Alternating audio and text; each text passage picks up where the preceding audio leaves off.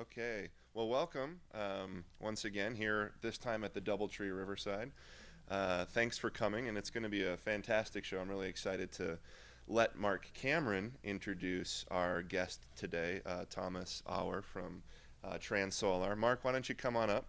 Mark Cameron works with the Northwest Energy Efficiency Alliance and the Better Bricks program. Of course, this event is brought to you by Better Bricks. They're the one who paid for Thomas to come around to the Northwest and visit various cities. I think he's coming from Seattle and Portland most recently, and landing here in Boise, and then he'll be, I think, zooming back to Germany from here. So thanks to Better Bricks for hosting the event as usual. And with that, I'm going to turn it over to Mark Cameron. Mark Cameron is hosting the Transformational Lecture Series for Better Bricks, I think. Thanks. Morning, everybody, and welcome. I just wanted to say a few words about our distinguished guest here who's going to present to us. Thomas Auer, I've had an occasion to get to know over the past several days as we've been traveling around, and he's given a lecture in various cities as part of the Transformational Lecture Series for Cascadia GBC. And while he was here, we wanted to get him here and set up something that would make him available to you. It's been very educational for me to listen to him talk about his approach to planning and designing of districts and of buildings, and I think you're going to be very interested. Thomas is a managing director of TransSolar. TransSolar is a Germany-based climate engineering firm. They have offices in Stuttgart, offices in Munich, and then they also have a relatively new office in New York. And they have been working for years with some of the world's best-known architects who design high-performance, low-energy buildings. And the result of that is that they've made an impact on the performance of these buildings and learned a great deal.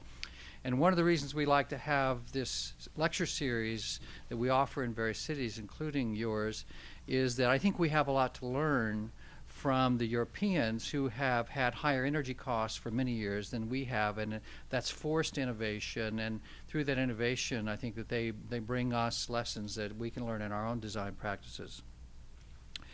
So I just want to say a couple things about the work that Thomas's firm is doing in the United States.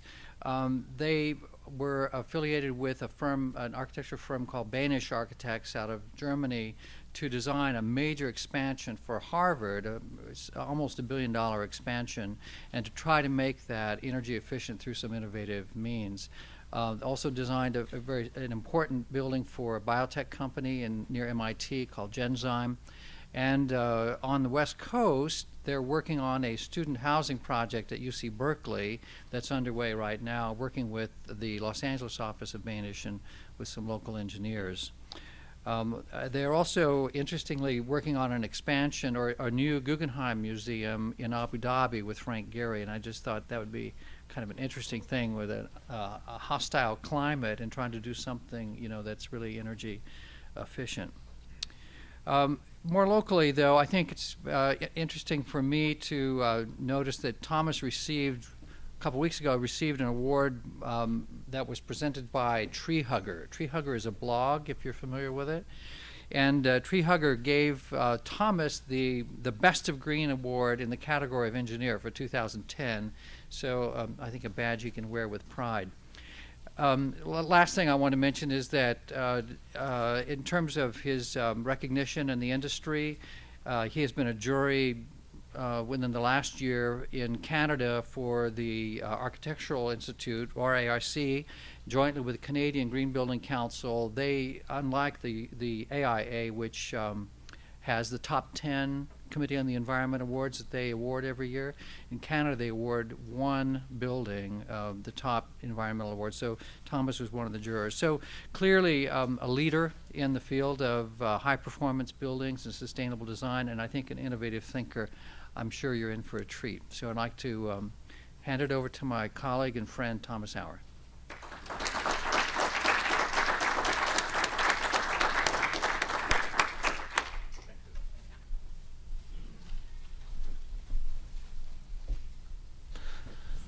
Mark, thank you very much for the very nice, kind introduction, and it's a great pleasure for me to be here and to present our work here in the Northwest, which is certainly, this is what I recognize by touring through Seattle, Portland, and now here, that in terms of sustainable design, the Northwest is certainly leading, and probably not only leading in the US, it's probably leading worldwide. And I said this yesterday, I don't say this to be kind. I saw really great work. Let me see if this, here we are. So a couple of years ago, we were asked to do a cloud inside a building. It was at a fair in Frankfurt. And this is a, how does it work? Here, this is a true cloud. It's about a 6-foot thick layer with a cloud inside this fabric. And they called it the experimental cloud. This was the volcano cloud, which was the reason that I almost didn't make it to come here. But I was in a very fortunate situation because I got stuck at home. Other people got stuck being far away from home, so this is what we found on the internet. I hope it's true. What you see here, the red triangle on the top, shows the CO2 emission of aircraft, of all air traveling within Europe per day. This is what the Vulcano emitted per day. So these were the savings. So it was not too bad. This should happen once in a while. This is an image of our Stuttgart office. Stuttgart is our main office, and Mark mentioned it. We also have an office in Munich and one office in New York City. We are still working on, at some point, getting an office to the West Coast, but not there yet. A little bit about Transolar. Transolar was founded in '92, and we have about 45 employees now. And what we are mainly doing is the developing energy and climate daylight concepts for buildings, and we do the modeling required to prove that these concepts are going to work and to do predictions on thermal comfort or visual comfort as well as on energy. This is our main work we do. And then on the side, we are also part of a developer team for a thermal modeling software called Transys, which is actually coming from the US, developed by the University of Wisconsin-Madison, but it's not that popular in the US, but it's the most popular software in Europe. And we are part of this developer team, and last not least, we are also working in the education of architects and engineers once in a while. So we are not MEP engineers, but we always work with MEP engineers on every single project. We have really good relationships to many MEP engineers who like to work with us. And we are also not architects. We still consider ourselves being engineers, sometimes hardcore engineers. These are some projects we had the fortunate situation to work on. This is a housing project with Stephen Hall in Beijing, which has the biggest geothermal heat exchanger ever built in Asia. And then Bangkok Airport with Murphy-Ahn from Chicago. This is the cloud from Frankfurt. Frankfurt double facade atrium building we did for Hochtief together with a firm called Auer Weber and Partner. The Norddeutsche Landesbank we did with Benisch in the 90s, who was probably the only headquarter of a German bank or insurance company which had been built over the last 20, 30 years without air conditioning. So it's naturally ventilated. This is a building we worked with Rex from New York in Louisville, Kentucky, but it's on hold. The Deutsche Post, which I'm going to show a little bit later with Murphy-Ahn, and the Winnipeg, the Manitoba Hydro project, which I'm also going to show a little later. Let me show you this image. It's showing Manhattan in 1920, and found this image somewhere in a magazine. And I think it's really interesting because what you see is, for instance, on the Flatiron building, that every single window has external shading. Every window is operable for natural ventilation. And the reason for this is that Carrier invented air conditioning in the 20s, so none of these buildings had air conditioning at the time. Floor plates were limited in depth so that people had access to the facade. And I don't want to say that the climate inside these buildings had always been great.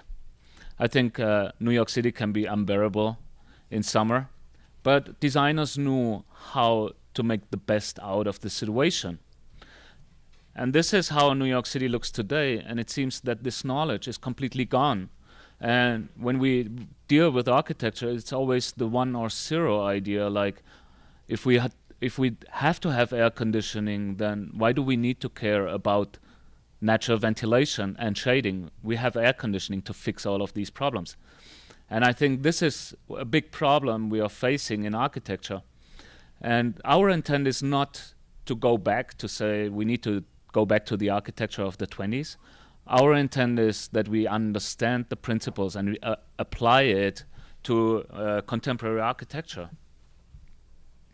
And then let's talk a little bit about sustainability. This is a image, also a picture we found in a magazine, an advertisement where they say, "Welcome to breathtaking Tokyo Water Park, where you can wash away the pressure and stress of the overcrowded city." I think we didn't work on this spa, but I think it has a lot to do with sustainability. We tend to measure sustainability in kilowatt hours per square meter a year. We always talk only about environmental sustainability, environmental issues, but it's always dedicated per area or in kilo-BTU per square foot. We never talk about kilo-BTU per person. It doesn't matter to our, let's say, understanding of sustainability if people really use this building. And I think this is wrong.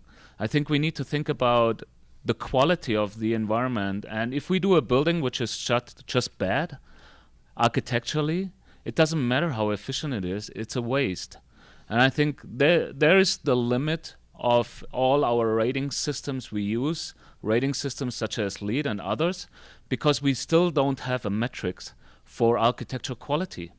And that's good, and I hope nobody comes up with the idea to invent a metrics for architectural quality. But this is where all these systems are limited, and we're never going to have, in my mind, a holistic system quantifying sustainability. So talking a little bit about LEED, and I'm a little bit embarrassed to show this in the Northwest because I think this has nothing to do with the Northwest. But we see this in a lot of areas in the United States, how people think about sustainability and LEED. They take a thing, which is a Hummer in this case, and put a green roof on top of it, some photovoltaic, collect water, a bicycle rack, a windmill, and put it on a bus stop because this thing doesn't drive anymore, and then call it green. And nobody is rethinking the thing. And I think this is what we need to do. We need to think about the thing and not about the tools we apply to a building. And I don't want to blame the USGBC, and I think the USGBC is a great story of success. I think what they have achieved is unbelievable worldwide. And because I think the USGBC created momentum in this country, put sustainability into the discussion in the public realm. And I think to that regard, they have done an unbelievable job. But I think it's time to move up the bar. It's time to think about the thing and not thinking about tools to apply. Not thinking about point chasing. I think that's what it is. About our work, we worked on this urban development with Foster, which is called Master City. It's supposed to be a carbon neutral city in Abu Dhabi. And the task was to develop a city which is capable to provide 100% of the energy they need inside the city on the side of the city. So no offshore wind farms or no tree plantings in New Zealand. Everything happens on the side of the city. So we covered all buildings with photovoltaics, and here you see a little bit on the horizon some windmills. But it's mainly photovoltaics on the buildings that provide 100% of the energy of the city. So we worked with Foster on the density, on the city grid, and how do we need to adjust the city grid to provide best climate conditions possible in this kind of unbearable climate. One can certainly ask the question whether this city makes sense. I'm not sure who really wants to live there. Anyway, for us, it was a very interesting research task to see what it really means to get there, to get to a carbon neutral city in this unbearable climate. And if it's possible in this unbearable climate, it's possible in every climate. I think it's more interesting if we start to talk about carbon neutral Boise or carbon neutral Portland. I think this is the next step we need to get. But so far, we still talk about these islands of happiness. I think the thing which became really interesting for me was when we did all these iterations with Foster, what we figured out, in order to be able to provide 100% of the energy, the buildings they do, depending on the type of program, they need to be this percentage more efficient. So if you look at an office building needs to be about 70% more efficient compared to what they do today. Other buildings need to be more than 80% more efficient. And I think that was the really interesting result of this, that we need to do much more efficient buildings. And if we have much more efficient buildings, then it becomes reasonable and doable to cover this remaining rest with renewable energy. And I think this is what it is. So when we did a similar urban development or still work on it, for Toronto called Lower Dawn, where we talked Waterfront Toronto into the development of a carbon neutral city as well, or a carbon neutral district as well.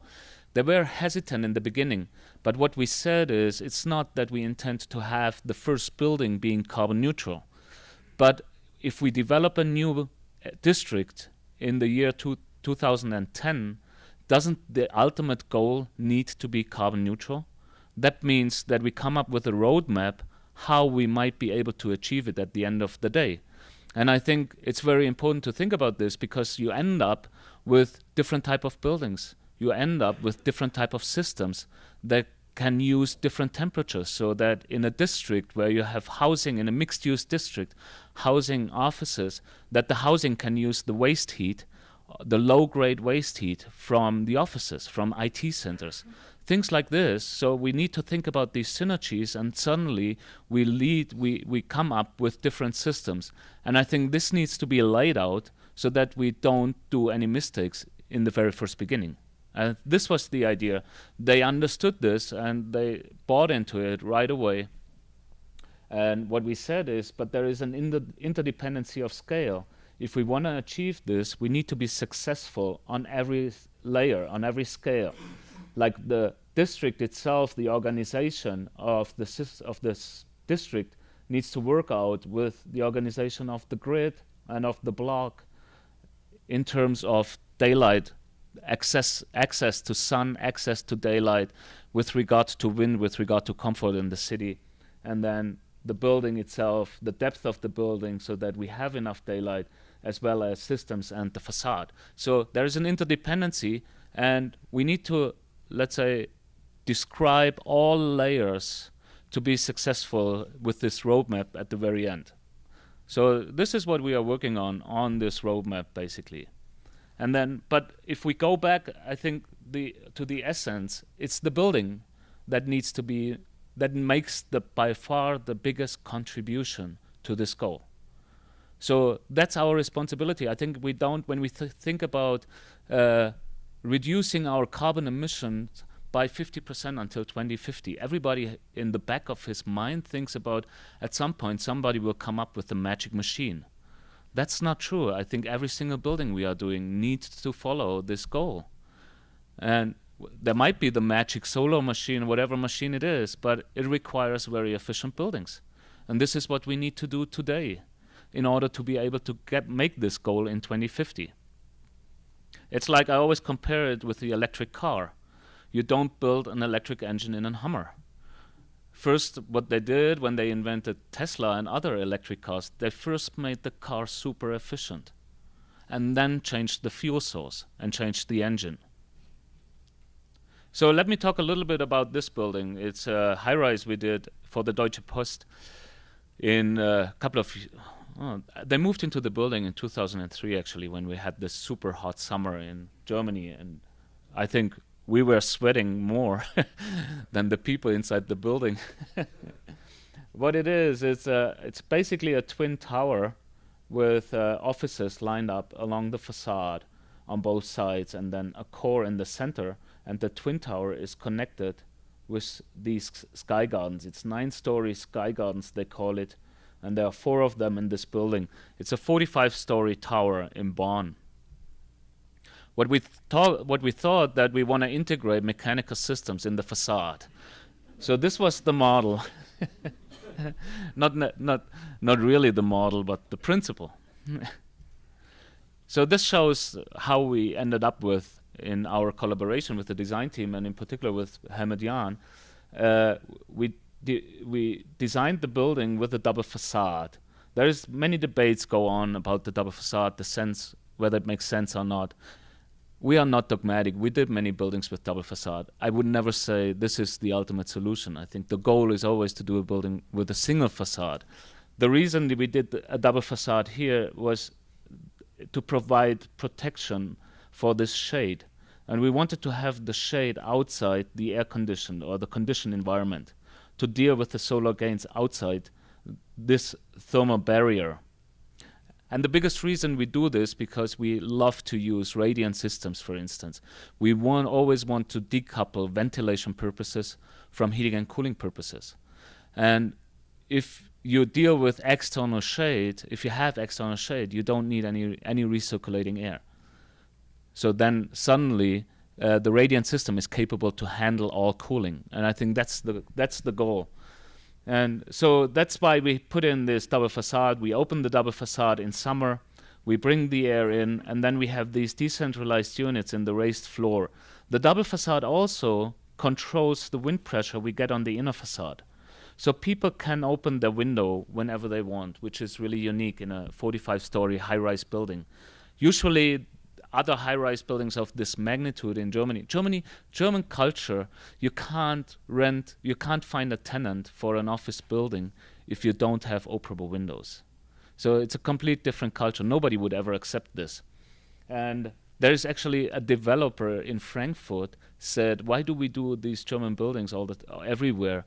Let's have a very American box, a closed seal box, no operable windows, because we have so many American tenants in Frankfurt, like Citibank and other banks are all sitting in Frankfurt. And he said, let's do this. He couldn't find a single tenant. I think they teared this down, this building, because even people working for the Citibank said, we need to be in these buildings in the US. If we have an alternative, why should we go there? So they couldn't rent this building. And everybody is perceiving this as a high quality. But there is also a code requirement that says every employee needs to see the outside. You need to have a visual contact to the outside. And there is a minimum daylight requirement that limits the potential depth of a flow plate. I think this is why we always have these very narrow buildings, to the extent that I think if you have an open space office, that it becomes sometimes hard to organize these offices. So, but this is the reason why this is all narrow, and we gave people the operable window, and they can open it manually. And then air goes into the corridor, and from there through the raised floor into the sky garden.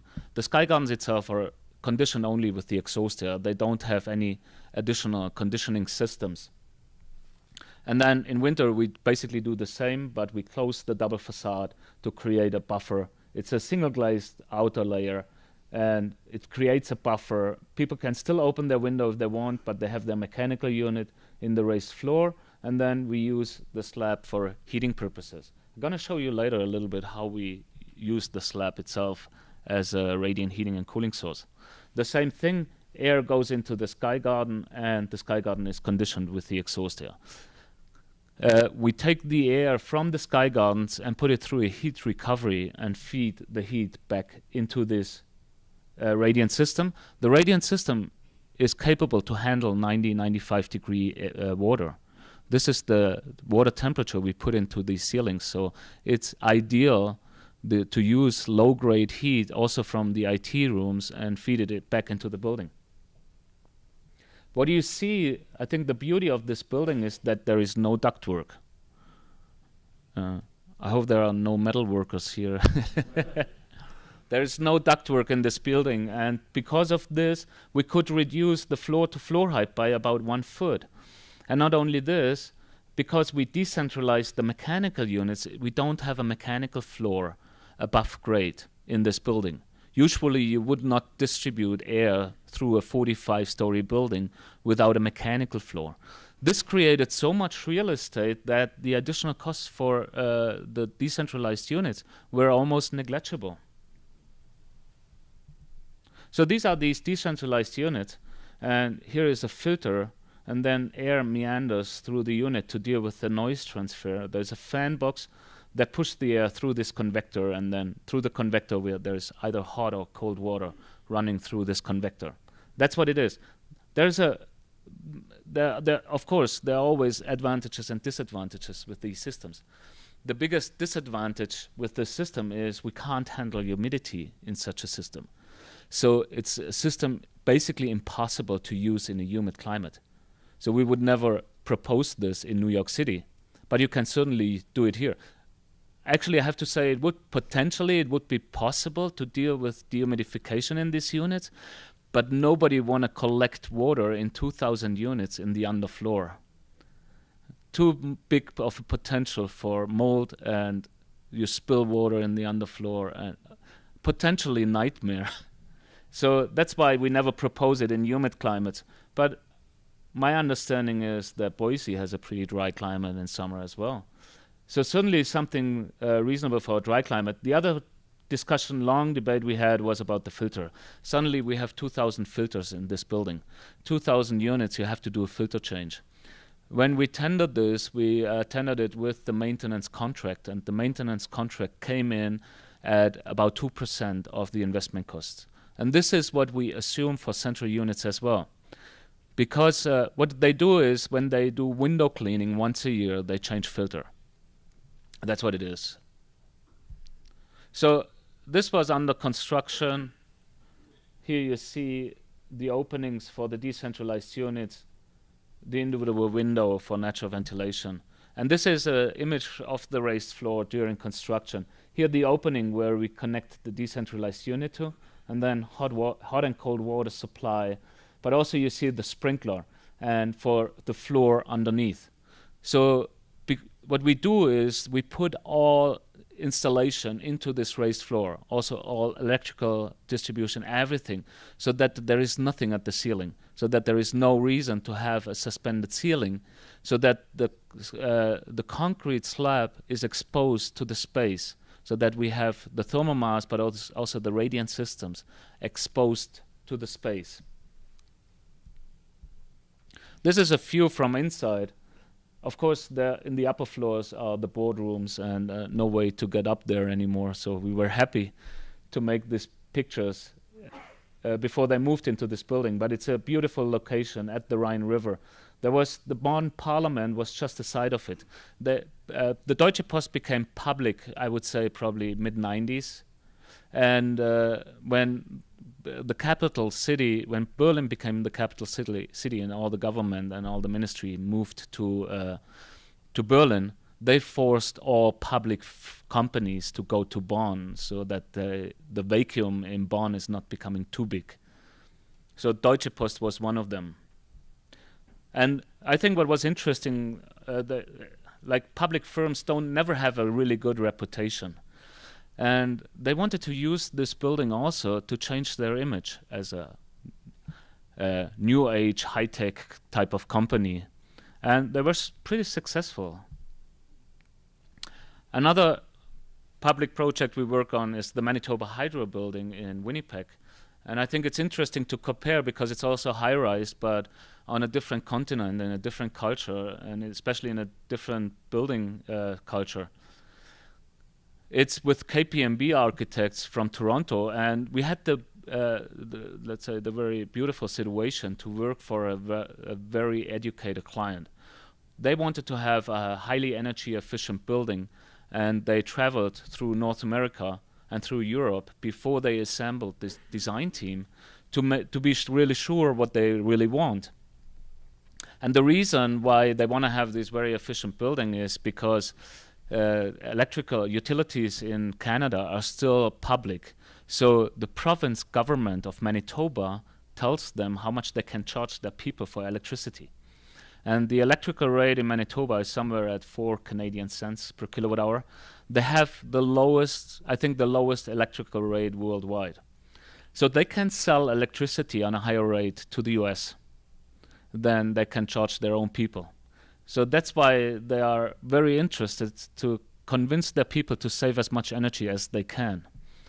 And this is how they make their money. And the other source for them to make profit is they buy electricity in the US at nighttime on a low rate, pump up their lakes, and sell it back to the US during peak times next day. Don't feel bad. The Swiss and the Austrians are doing the same with us. So when we started to work there, we looked at the climate conditions. And I have to admit, we were a little shocked. What you see here, this is in degrees C, is the hourly outdoor temperature, and minus 35 is about the same in Fahrenheit. So it's super freezing cold there, but not that it can become that cold. It's really cold over a pretty long period of time. So they can have minus 20, minus 30 starting in November until almost April. They have almost about 40% of the year they have temperatures below freezing. It's bizarre, and I managed never to be there when they have minus 35. When I got there to the interview, it was in January, but they had maybe minus 15 or something, and I got out of the airport and I thought, oh my God, a blast hit me, and I jumped in a cab and I said to the cab driver, oh, is it cold here? And he said, you think so? We just got a heat wave. Then you know what the climate is about. And then in summer, it's getting warm. They have about 90 degrees in summer. But it's not only getting warm, it's also getting humid. So this is psychrometric chart. If you're not familiar with psychrometric chart, this is the temperature, and this is the humidity. And green, you hardly see it. This is the comfort zone in here. So this is all too cold. And this is all too warm, but this is too humid. And so, again, humidity makes always our life harder. But this is what we face. And when we talk to the people like the cab driver are always a good source for getting climate information. When talking to the people, they said it's freezing cold here, but we go hiking, we go ice hockey, playing hockey when it's cold, because it's always sunny. And we digged into this and looked at how much solar radiation do we really get on a vertical south facade in Winnipeg. And this is what we found. Blue shows Winnipeg. And then we compared it to Toronto in red. And yellow would be the maximum achievable if there would be no clouds all month. So sunny every hour of the month. And what you see is there are months like March where we achieve, let's say, 2/3 of a maximum. And it's always like 20-30% more than Toronto, which everybody considers being a mild climate in Canada. So we thought this is the potential they have. If there is a location for doing passive solar design, it's Winnipeg. It's not Arizona and New Mexico, where it happened here in the US. It's indeed Winnipeg. And we looked at other cold cities worldwide. We couldn't find a single cold city worldwide with so much sun hours than they have in Winnipeg. So we had discussions of what this building should be about. And many people said, in Winnipeg, you have to minimize facade. You have to have a large floor plate. And we said, why would you do this? Like this, we always called the submarine architecture, disconnecting people from the outside. And we thought it's awful. And looking at what happened in the qualities and the improvements in facades, there's no reason to disconnect people from the facade. We said, isn't the indigenous architecture in the prairie, isn't it the teepee? And they agreed, but I didn't know how they managed to live there in a teepee. At minus 35, I wouldn't want to be there. So we had to go through various design stages, And there was no design competition, but they expected the team to investigate in different designs. So we categorized them. We looked at low-rise atrial building, high-rise, thin, slender, high-rise buildings. But we ended up with this design, and it's basically, again, a twin tower. This one facing east, this one facing west, and by this A shape, we gained this winter garden facing due south. And this becomes our solar collector. And we had many discussions because, let's say, when you ask an engineer what's the ideal orientation for an office building, they always tell you north and south. North, you don't have to deal with any sun-related issues, glare, sun protection, etc. South, you have in summer pretty high sun angle, so you can have an overhang or whatever it is. So here we were talking the architect, but also the client, into an east and west orientation, which is usually the worst. The reason we did this is that we said we're gonna need shading. We have this saying, we are not dogmatic about glass. So don't worry, I'm gonna show you also other buildings which are not 100% glass. But what we always say is, like, you can shade glass, but you never get sun through a brick. So that shows you the potential. There is some potential for a dynamic type of facade within glass. And even Berkeley, this conference last week in San Francisco, Steve Solkowitz from Berkeley presented these graphs where they looked at what's the ideal fenestration ratio depending on the quality of glass and the fact whether you have internal or external shading. If you have external shading and a super good U value, like state-of-the-art, high-performance curtain wall, the optimum goes towards higher penetration ratio. And it goes towards 60-70% penetration ratio. And not only this, the curve is becoming really flat. If you then go to 100%, it doesn't make a big difference. But it requires shading, external shading, and it requires a really good U value. So if you cut a cross-section through this building, an artificial cross-section, here, which goes through the winter garden and then jumps over through the bar, and then through the north winter garden, this is what you see. And so these images are always very technical and very boring, I know, but this is the nature of our work. We always show the beautiful buildings, but we are not architects, so we are not really responsible for the fact that they are beautiful. This is what we are responsible for, so we have to show you. So what we do in winter is we take the outside air and provide it to the winter garden. We keep the winter garden at about 50 degrees. And it's certainly a little cold, but we need to give the sun the potential to further heat it up. So if we heat it up at 7 or 8 o'clock in the morning to 70 degrees, sun comes out, the space overheats right away. So you have to leave room for the sun. And then there is a water feature to provide humidity to the fresh air. So this becomes the lung of the building, basically our air handling unit for the building. And then there are fan cores that push the air into a raised floor plenum. And from there it goes into the office space, through the north winter garden, into a shaft down into the parkade. And there we have a heat recovery unit. We take the heat from the exhaust, put it on a hydronic loop, and bring it back to the supply. So fairly simple. And then again, we have these pipes in the concrete slab in order to provide radiant heating to the space. This is the same image, just three-dimensional. We always try to improve our qualities to display these concepts, to make it more interesting and to make it more comprehensible. But it's hard, especially for us, given the fact that we are engineers. This shows how we do these radiant systems. So we put pipes into the concrete slab with a distance of about half a foot and then pour concrete on top. So the pipes are in between the lower and the upper rebar. And by doing this, first of all, we connect all the thermal mass of the building to the heating and cooling system. So that gives us the ability to cool this building at nighttime in summer and turn the radiant cooling off during the day.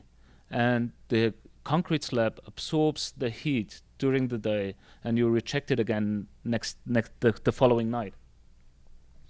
But also we deal then with a supply water temperature of 65, which you can get easily out of a groundwater system. I forgot to mention that the Deutsche Post, we have 3 groundwater wells which provide 100% cooling for the building. And this is how you make it useful, these, let's say, high temperature cooling sources. This is an image done by a New York-based rendering firm and showing the same principle. I know it looks nicer than our images. And it had been on the front cover of the Green Source this month. Our images never made it on the front cover of any magazine. So, but it shows the same principle. So outside air comes in, we push it through the raised flow plenum into the space, and then it goes into the parquet in winter. But then in summer and intermediate season, we exhaust naturally by this solar chimney. And solar chimney means we overheat the exhaust to keep or improve the stack effect in summer. On top of it, we have about 280 boreholes. Each is about 400 feet deep under the building.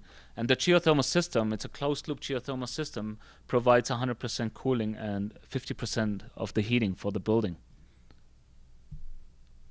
And then again, we have a double facade. Again, here we did the double facade in order to provide protection for the shading. So the shade runs in this corridor and it's again outside the conditioned environment. We had to turn it around. So usually when we do double facades in Germany, we put the single layer to the outside, the insulated facade to the inside. You can't do this in this cold climate of Winnipeg, because if somebody opens the window, you get frost on the outer single glass layer.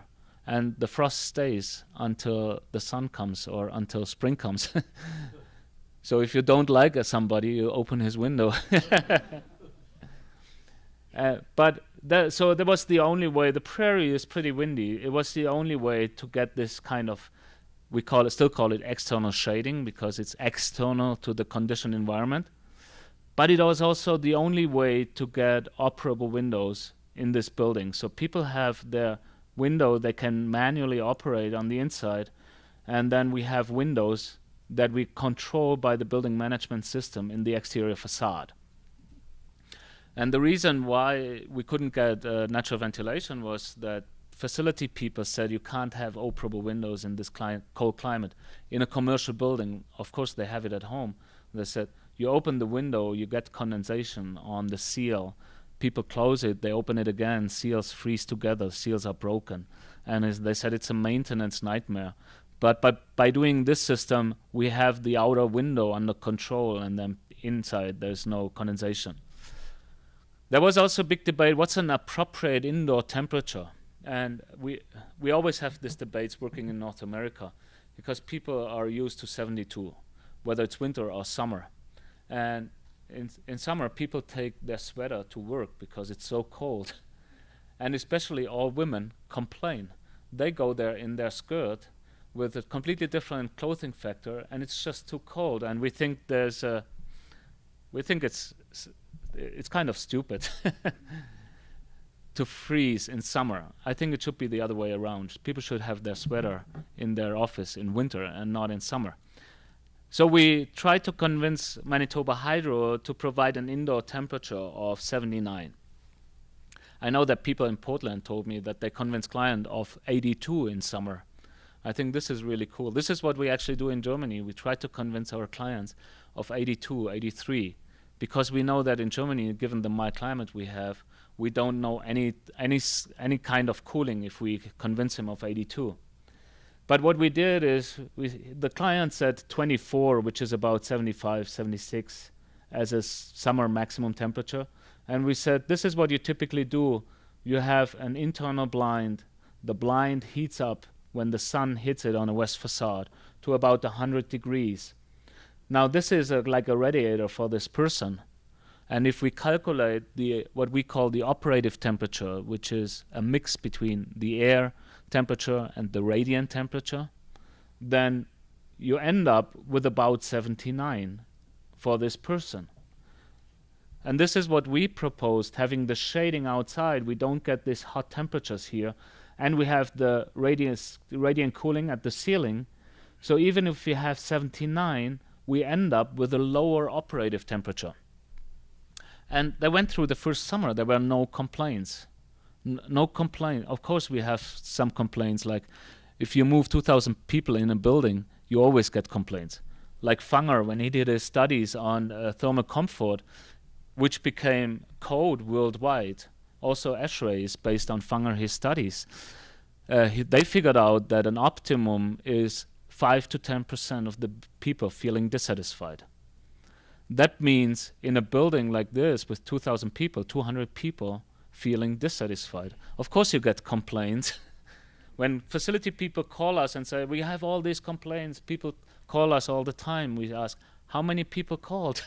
Said 10 people. That's nothing.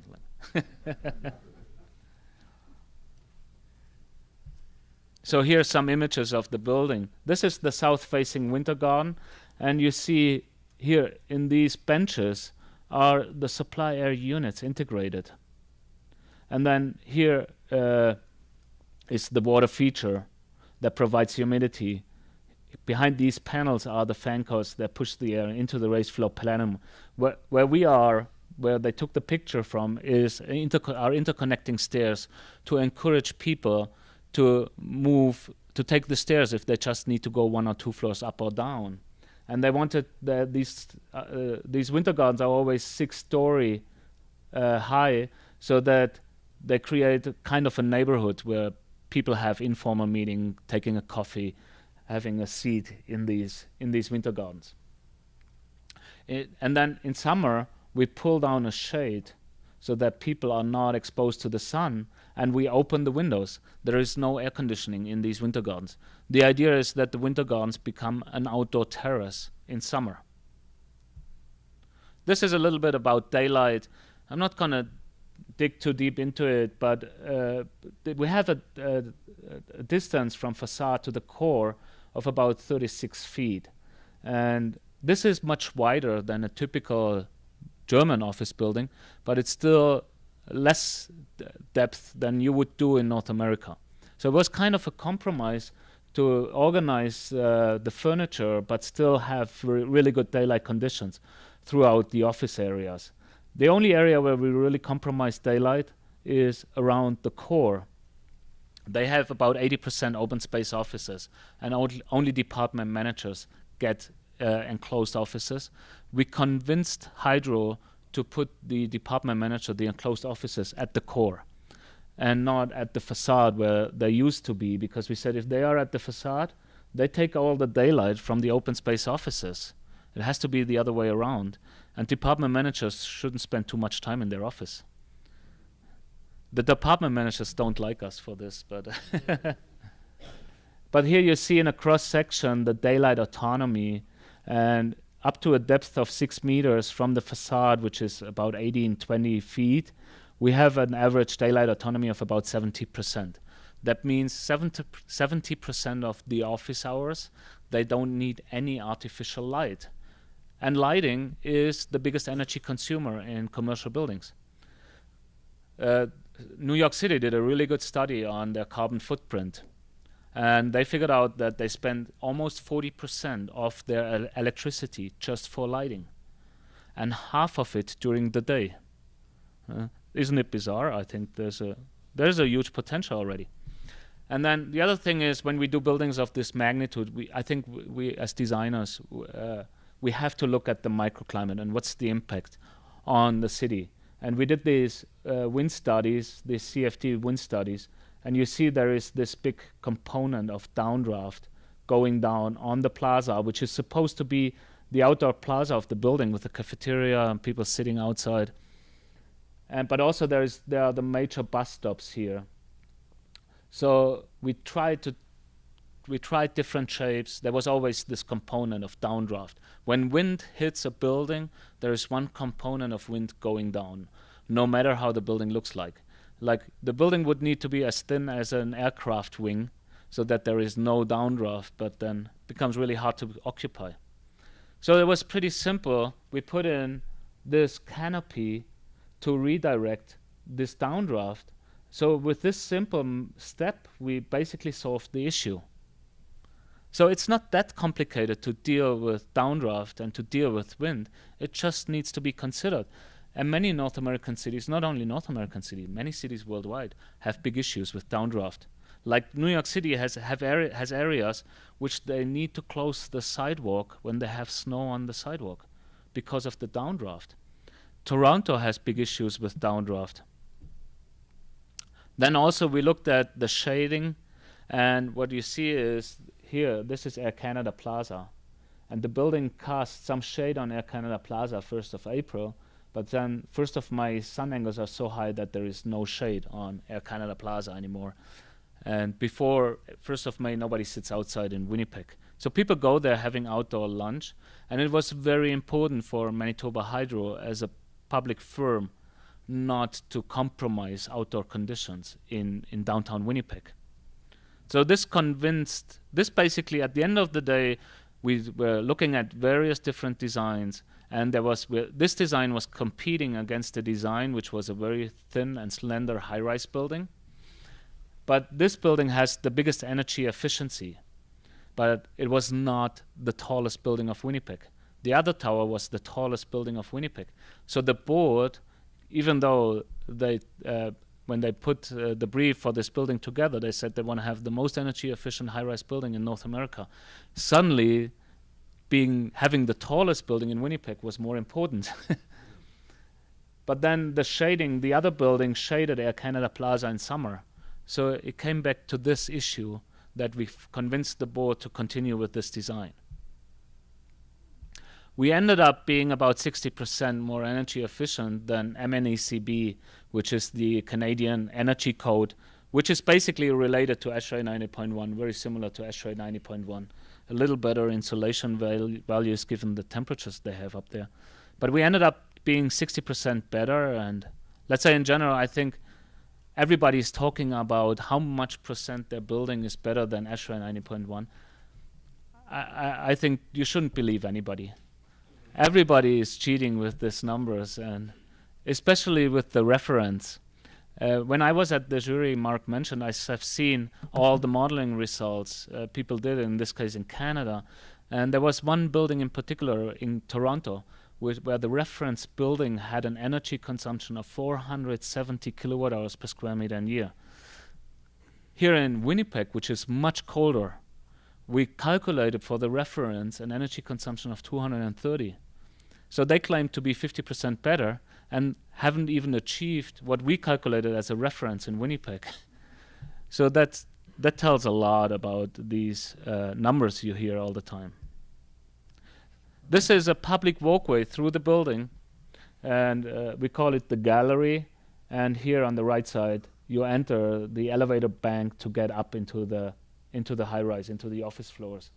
The building is on a 3-story podium, but aside of the fact that it's a really energy-efficient building, and the people in Winnipeg are super proud of this, which I really like the fact that Winnipeg is suddenly on the front page of Green Source makes them so proud, which makes us proud as well.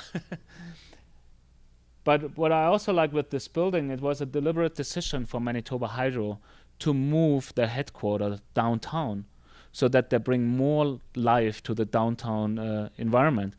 And what they have no parking for their staff in this building. So 80% of the people change to get there by means of public transport. I don't want to say that the 2,000 people like this. Like, there are blocks in Winnipeg where you can go through and read what people think about the fact that they have to go on a bus to get there. But they also have no cafeteria because they want to encourage people to go into the restaurants to provide revenue to the downtown core of Winnipeg. And they already have numbers. It's amazing. It's amazing what this single building changed in the downtown environment. So I think this is a really brave and good decision they have made. And I think it's very important that we think about our downtown environments. There is a tendency that people want to move back to the downtown where they don't need a car to go to a cinema and in a restaurant where they can drink some wine and not to be scared about driving back. And I think cities should take advantage of this movement to create more vibrant city environments. Here again, some images of the building and the green roof of the podium, here the solar chimney. This was the team at the grand opening, standing in the double facade, and as you see, it was a sunny day. It was super hot in there. I think we had about 100 degrees. Let me finalize with a building we did in Damascus, and I love to show this building because it's a real passive design. And when we started to work on this, we worked with a French architecture firm called Atelier Lyon, really good firm in Paris. We looked a little bit on vernacular architecture, because vernacular architecture was always dealing with climate-related issues, cultural, but also climate-related issues. And you can learn a lot from vernacular architecture. Here you see these courtyards where they use water features, trees, to provide shade and better microclimate conditions. Here, this is a picture from Damascus.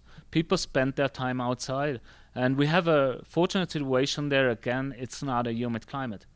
It's super hot, like they have 100 degrees almost every other day in summer. But it cools down significantly at nighttime. It drops down usually to 70 degrees at nighttime. And it's dry. Like this is a restaurant in a courtyard covered with a shade, with a fabric shading. A souk in the historic city of Damascus. Beautiful city, by the way. And these are the hourly temperatures, and you see 40 degrees is a little more than 100.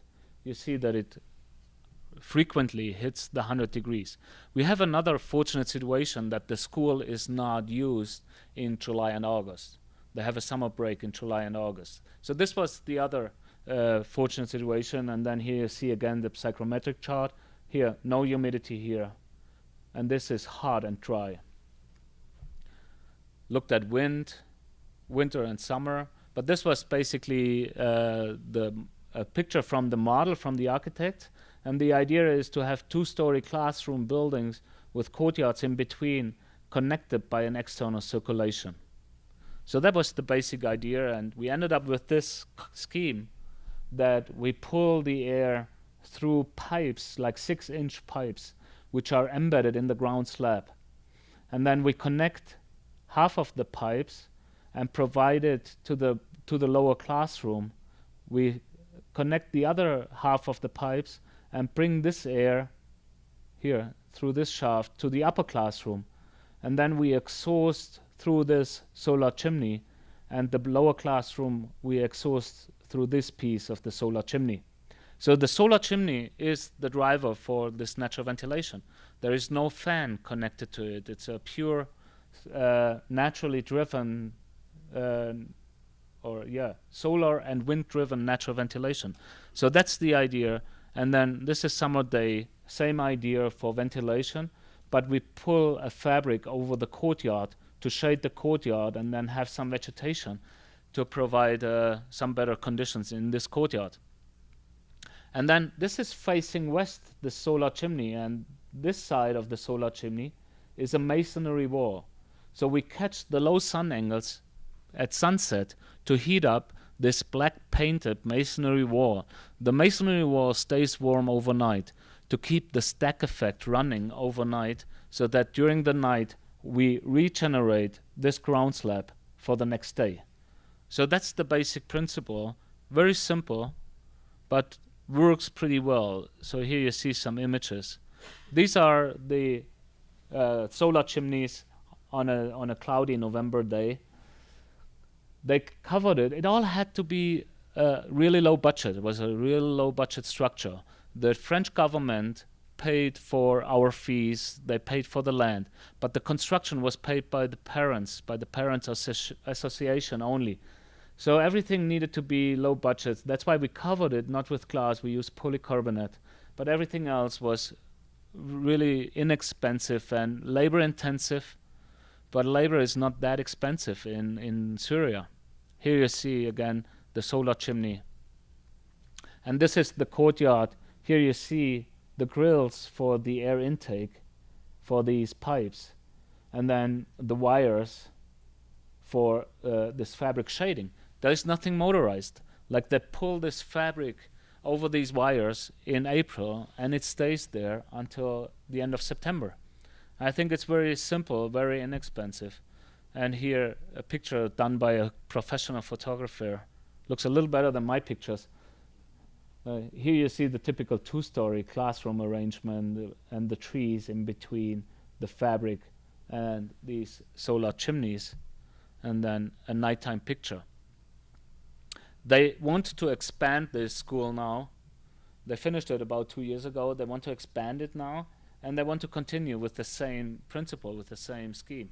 I don't want to say that it's 72 degrees in this classroom in summer. We predicted almost 90 after a hot period, but the parents said they are all European-based families there, and in Europe there's still no culture for air conditioning in housing. And the parents said, we want to have a building without air conditioning because air conditioning makes our kids sick. Said, okay, fine. We are happy with this approach. And the mechanical engineer who was from the Lebanon, he said, I don't care what you're doing. When you are gone, I put in air conditioning units. But there are still no air conditioning units in this building. And we worked on a facility for ASU in Phoenix. And when we started to work there, the client facility people from ASU, they were really scared. They said, Transolar is going to drive our budget up. It's going to cost a fortune what they propose. And we showed them this project, and we said, not we drive the costs up, it's you who drive the cost up. Because if you are up and open, that there is no backup air conditioning system, that there is no switch where you can say, I want to have 72 degrees now, then we can do something really inexpensive. But as long as you are not ready for these kind of decisions, we always double systems to make them really efficient when they can be driven naturally, but have a backup, some sort of a backup, when they think it's not adequate. So the client didn't like this statement either. But I think this is the kind of systems we really like. What we also like to do here in the US in particular is that we don't have systems where we have a passive, like the Winnipeg, the passive system on the on one hand, and a very conventional rooftop-mounted mechanical unit as a backup. We like to hybridize the system so that we use the same air path, the same principles, but integrate some mechanical equipment to make it more comfortable. So I think I have another project, but I think I talked too much about these projects, so that I will recommend that we stop here, and thank you very much for your attention, and I'm happy to answer questions if you have questions.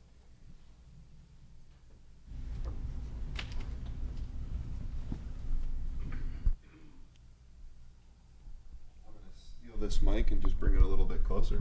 How long does the polycarbonate work on the surface there? What's your life expectancy there? I think we use polycarbonate in Germany since the 70s. Okay. I don't see that there is going to be a problem within a typical lifetime of 30, 40, 50 years, but it doesn't look good anymore after a while. Okay. I think that's the problem. What we see is that we get condensation in a cold climate like Germany, that we can get condensation inside the polycarbonate and then mold growth, and then it looks really bad. We don't get condensation in this climate, but it still, after 20 years, I think it's not going to look good anymore. But if you don't care about the aesthetics, it still does its job. So it's pure aesthetic issue. There's some importance there. Aesthetics? Yeah, I don't want to disagree with this. I think... Well, can the mold be used for something else? We tried to develop something in Abu Dhabi which we call water out of air. Maybe you can use it that for. No. That's because the polycarbonate end cells are not sealed? Is that how you... Get the mold in there? No, you get diffusion into the polycarbonate. Okay. And if it's conditioned on the one side and cold on the other side, the diffusion Okay, leads to condensation. okay. Yeah. Yeah. But I think I completely agree. I think I'm a big advocate of aesthetics, and I think it's very important. Bruce Mao, who is a really great and important publisher in Chicago, I heard him talking, and his talk was basically about the future needs to be smart and sexy. And I think it's really true. It's the principle of the iPhone, it's the entire principle of Apple, it's the principle of the Tesla. We suddenly start to find environmental things also sexy, and people buy into it. Yeah? On these buildings, did you have wind that helped push the air through it, or was it all just drawing in naturally? Yeah, both. No, it's always a combination. These solar chimneys are always a combination of wind and solar-driven or buoyancy-driven ventilation. Because what happens, the buildings itself always provide a wind shade. So you always have almost no wind let's say, in between the courtyards, but also on top of the roof. But then if you expand these solar chimneys out of the wind shade, when the wind hits the solar chimney, the wind creates an underpressure and support the natural ventilation. Like if you take a pipe and put it in the wind, no matter where the wind comes from, it always creates an underpressure at the top. That's why we are not so convinced, and with the modeling, when people put these Venturi wings on top of chimneys to support natural ventilation, just the chimney itself in the wind already create this underpressure. Have anything on the top of it, on the top of the chimney? This is just, let's say, a cover so that it doesn't rain into the chimney. Yeah, that's it. There is a damper down here, a damper where they have a handle inside the classroom to open and close it. Nothing motorized. And we did many schools in Germany, public schools, but also Waldorf schools. I'm not sure if you're familiar with Waldorf schools. Waldorf are a little like private schools, little like Pestalozzi. You don't know them? I'm not sure what's the equivalent here in the West. But they have this philosophy of raising kids in a very natural environment. And it's always low budget. When we work for a Waldorf school, it's always low budget. They never have money. So and it's funny because with these ideas of how we think buildings should operate, and in a school in particular, we basically almost always failed in public schools. Because clients always come in and say, teachers don't operate this, teachers don't like this, so we need to fully automate it, we need to have it motorized, and then suddenly it becomes so complicated and so expensive that it's kicked out because it becomes too expensive. All these ideas are becoming value engineered out of the project. In Waldorf schools, it's the opposite. It's low budget, but we have all these ideas embedded in the school, in the building, because it's part of their culture. They think it's important that kids start to understand when should I need to open the window. And they dedicate kids to operate the shade, the windows, whatever, on a weekly basis. So you guys are responsible for this week to open the window when the air quality requires it, so that they become sensible and sensitive to outdoor conditions. That's part of their education. And I think this is what we should also do in our public schools. That's what I think. Thomas, how do you work the handoff, the owner education, so that they understand how to operate their building? Does Transolar get involved? Depends on how ambitious the client is. Like in Winnipeg, we even have a 1-year contract to monitor the building.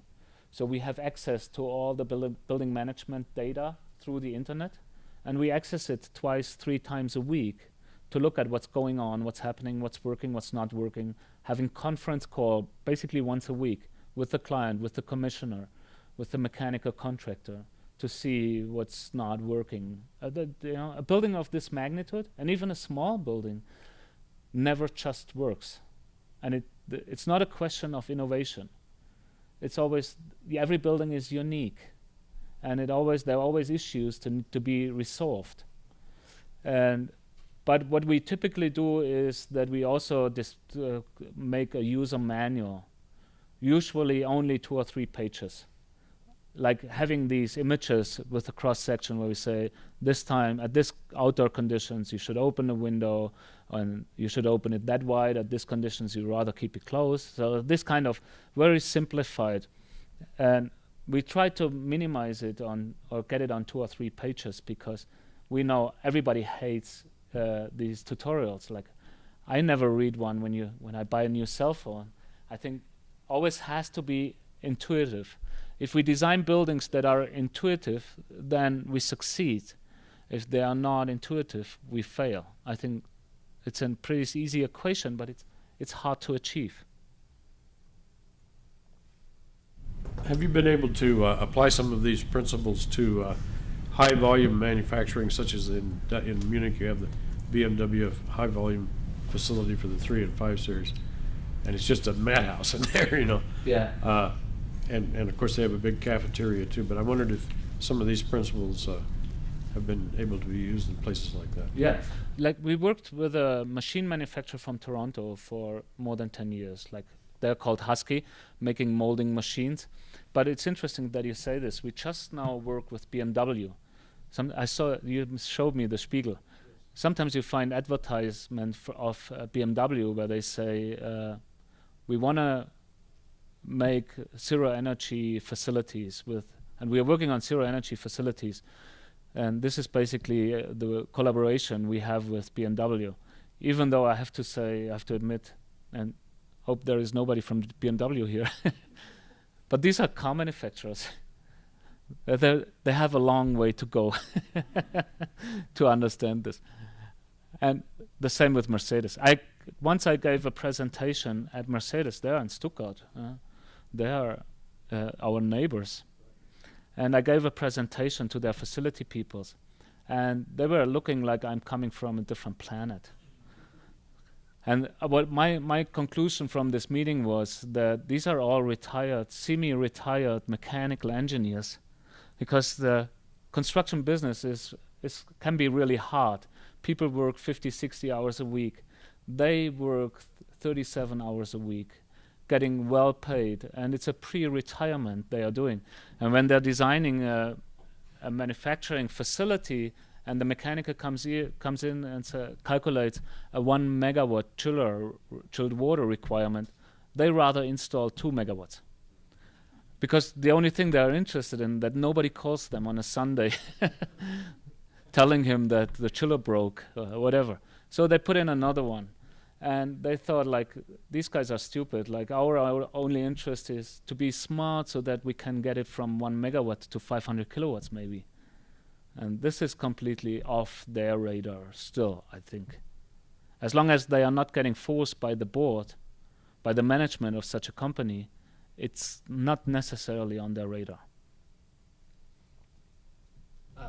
Thomas, we often are culturally kind of connected to that submarine architecture, and then even though now we're kind of developing some more, some better daylit buildings, we often drag some of the artifacts from those submarine type buildings in there, namely kind of like the 6-foot cubes and stuff. So you have a building that's designed primarily to be daylit, but the kind of artifacts from that old are left in there. Have you in that name, have you gone through the challenge of looking at the completely open office plan and addressing acoustic issues, and what kind of solutions have you come up with for that?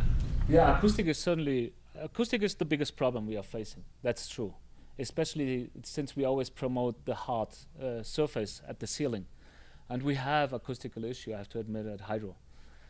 And I think there are solutions, but every solution is a compromise. Like, you cover a piece of the ceiling with acoustical absorber. I think that's the solution. You put everything what you can into walls, into the furniture, And I think this is basically the compromise is the solution. On the other hand, what I always say is like we work in an open space environment in our office, and we have really bad acoustics in our office. But the intent of the open space office is to have a cross flow of information. And cross flow of information means the other one needs to hear what you say. The acoustical solution in our office are headphones. Like people, if they need to write a report where they need to have the quiet environment, they wear a headphone, or they stay at home, do it from home. That's what I do every morning. I'm doing 2 or 3 hours when I'm in Stuttgart. I'm working from home to get things done before I get to the office. It's somehow stupid, but the office becomes more like a social gathering place. But let me say one thing to these daylight buildings. I think daylight, there is no way that we can compromise daylight. I think that's the most important feature in an office environment. And Berkeley and Berkeley Lab did case studies looking on productivity when firms moved into new facilities.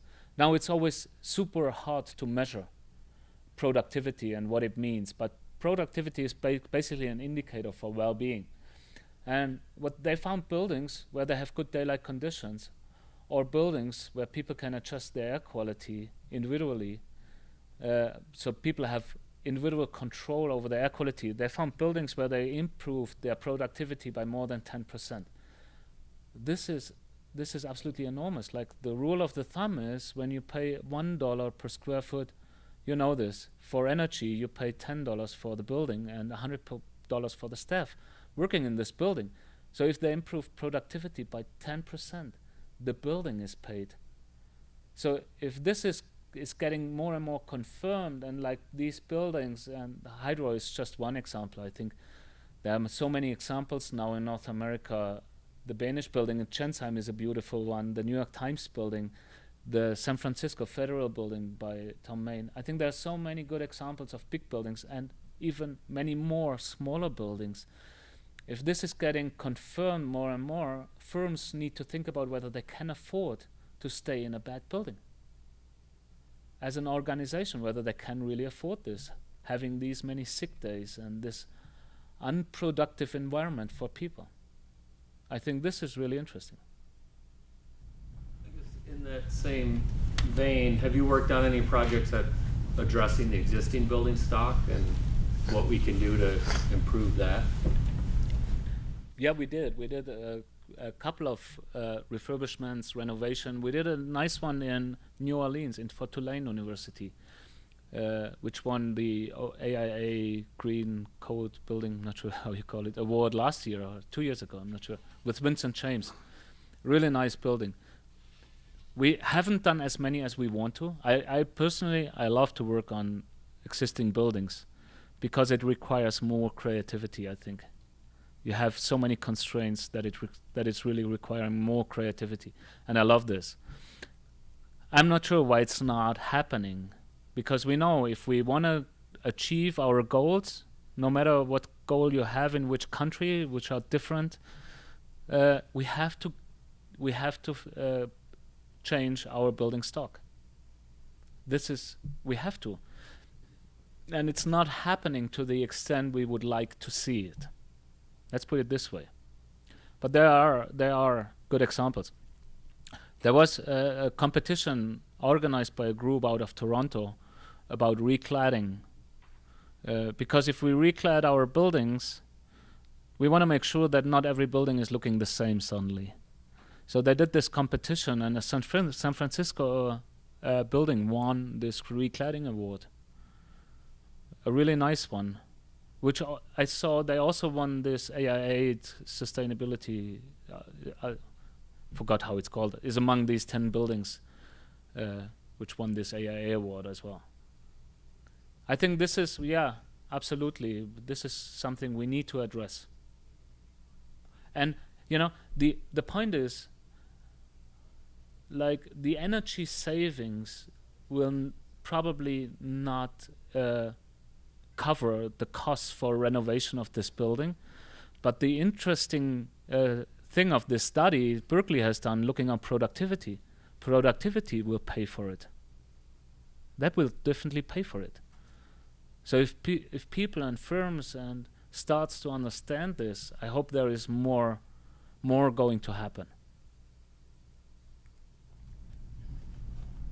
There's always the debate if these productivity studies are really true, because the most successful companies always started in a garage,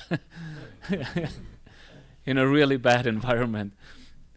But there is a Lighting Institute, a Daylight Institute in Austria. They did an interesting study, and they found that actually the view to the outside is more important for well-being than the daylight itself. And what they also found, which I found interesting, this view becomes more important the older the people are.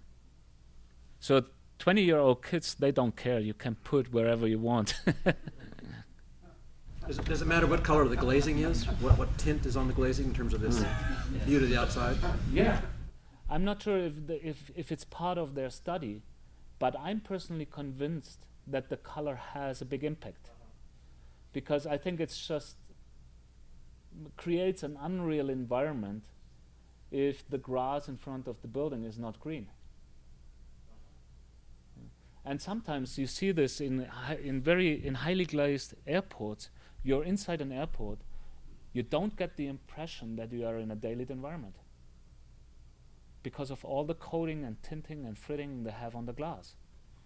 It changes the perception of the light. And I'm not sure if there are studies, but I'm 100% convinced that this has a big impact. Yeah. You're working with Banish on the Harvard Science Center. That is a very large footprint with entrances in from all the different sides. Can you, are you able to create good environmental conditions within that? Of course, right now it's stopped, right? But Right now the environmental conditions are great. very bad. They put a grass on the basement. Right, but it really looks, the form of the building altogether looks very interesting, and I wonder what you're able to do there.